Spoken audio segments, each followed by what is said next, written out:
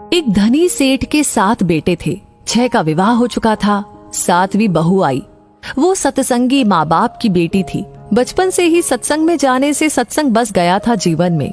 ससुराल में घर का सारा काम तो नौकर चाकर करते हैं। जेठानियां केवल खाना बनाती है, उसमें भी खटपट होती रहती है। बहू को सुसंस्कार मिले थे कि अपना काम स्वयं करना चाहिए और प्रेम से मिलजुल करके रहना चाहिए। अपना काम स्वयं करने से स्वास्थ्य बढ़िया रहता है। उसने युक्ति खोज निकाली और सुबह जल्दी स्नान करके शुद्ध वस्त्र पहनकर पहले ही रसोई में जा बैठी। जेठानियों ने टोका, लेकिन फिर भी उसने बड़े प्रेम से रसोई बनाई और सबको प्रेम से भोजन कराया। सभी बड़े तृप्त व प्रसन्न हुए। दिन में सास छोटी बहू के पास जाकर बोली, बहू तू सबसे छोटी है, तू रसोई क्यों बनाती है? तेरी 6 जेठानियां हैं। बहू ने कहा, माँ जी, कोई भूखा अतिथि घर आ जाए तो उसको आप भोजन क्यों कराते हैं?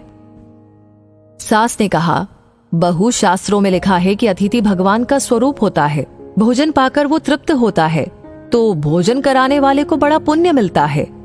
माँ जी, अतिथि को भोजन कराने से पुण्य होता है तो क्या घर वालों को भोजन कराने से पाप होता है? अतिथि में भगवान का स्वरूप है तो घर के सभी लोग भी तो भगवान का ही स्वरूप है, क्योंकि भगवान का निवास तो जीव मात्र में है।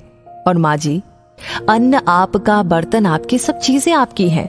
मैं जरा सी मेहनत करके सब में भगत भाव रख के रसोई बनाकर खिलाने की थोड़ी सी ही सेवा कर लूं तो मुझे पुण्य होगा कि नहीं होगा? सब प्रेम से भोजन करके तृप्त होंगे, प्रसन्न होंगे तो कितना लाभ होगा। इसलिए माँ जी, आप रसोई मुझे बनाने दीजिए। कुछ मेहनत करूंगी तो स्वास्थ्य भी बढ़िया रहेगा।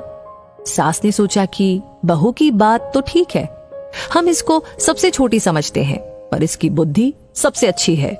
दूसरे दिन सास सुबह जल्दी स्नान करके रसोई बनाने बैठ गई। बहुओं ने देखा तो बोली, माँ जी, आप परिश्रम क्यों करती हैं? सास ने कहा, तुम्हारी उम्र से मेरी उम्र ज्यादा है, मैं जल्दी मर जाऊंगी। मैं अभी पुण्य नहीं करूंगी तो फिर कब करूंगी?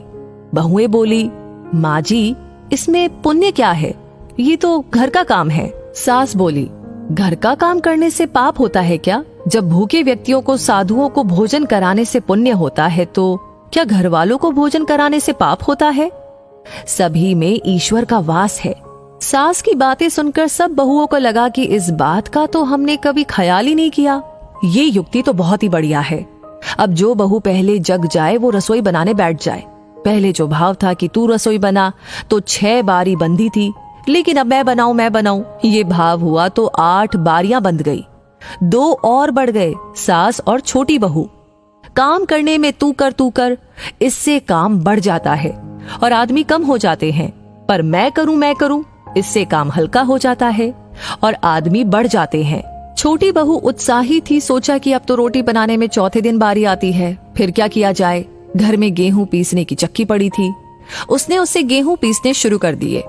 मशीन की चक्की का आटा गरम गरम बोरी में भर देने से जल जाता है।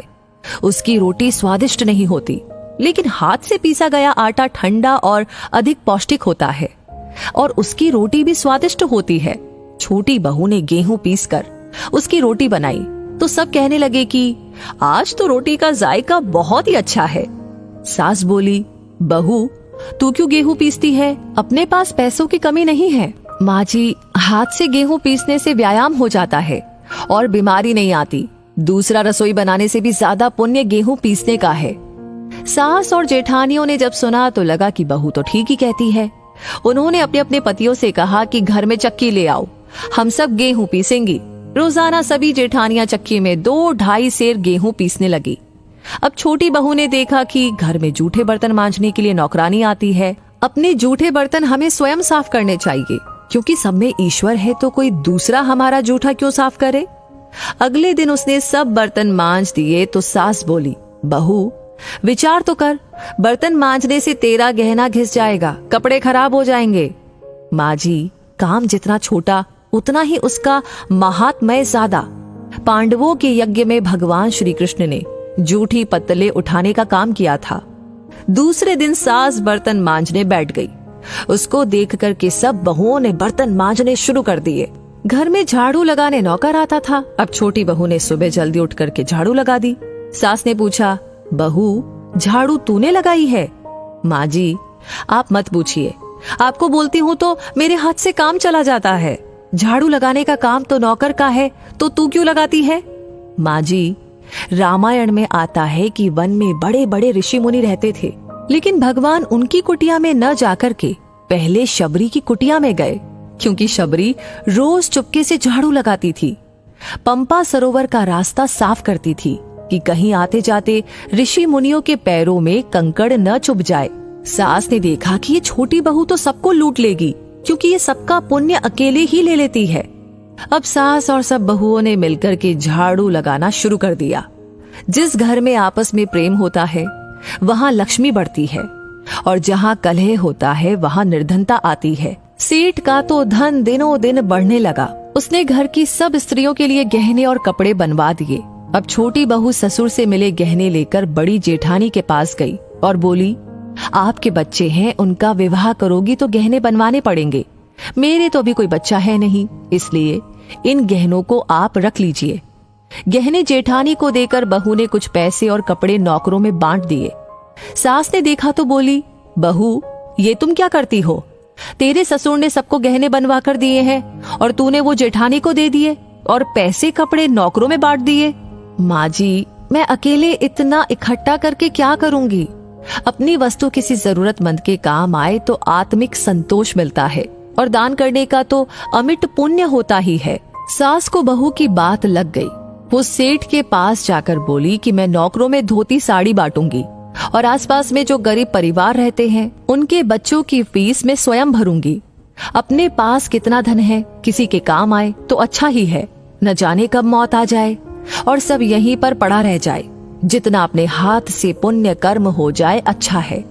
सेठ बहुत प्रसन्न हुआ कि पहले नौकरों को कुछ देते थे तो लड़ पड़ती थी, पर अब कहती है कि मैं खुद ही दूंगी। सास दूसरों को वस्तुएं देने लगी तो ये देख कर के दूसरी बहुएं भी देने लगी। नौकर भी खुश होकर के मन लगाकर के काम करने लगे और आस पड़ोस में भी खुशहाली छा गई। श्रेष्ठ मनुष्य जो जो आचरण करता है दूसरे मनुष्य वैसा वैसा ही करते हैं। वो जो कुछ प्रमाण कर देता है दूसरे मनुष्य उसी के अनुसार आचरण करते हैं। छोटी बहू ने जो आचरण किया उससे उसके घर का तो सुधार हुआ ही, साथ में पड़ोस पर भी अच्छा असर पड़ा। उनके घर में भी सुधार आया।